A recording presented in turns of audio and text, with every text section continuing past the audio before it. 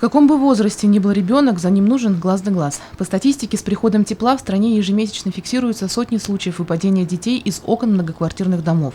В основном это случается с малышами от года до 5 лет.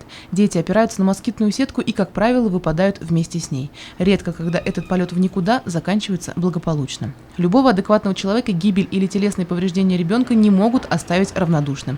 Это болезнь нашего времени, надо всем причастным лицам подумать о ее профилактике.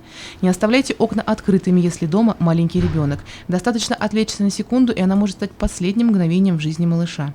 Не используйте москитные сетки без соответствующей защиты окна. Дети любят опираться на них, воспринимая как надежное препятствие. Не оставляйте ребенка без присмотра, особенно играющего возле окон и стеклянных дверей. Не ставьте мебель вблизи окон, чтобы ребенок не взобрался на подоконник и не слетел вниз. По той же причине не следует позволять детям прыгать на кровати или другой мебели, расположенной в непосредственной близости от окон.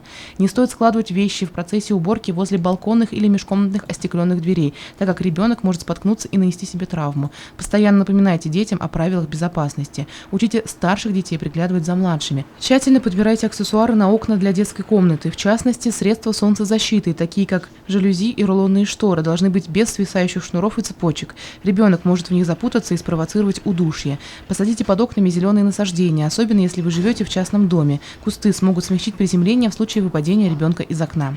Установите на окна блокираторы, препятствующие открытию окна ребенком самостоятельно. Соблюдение этих простых правил поможет вам сохранить жизнь ребенка.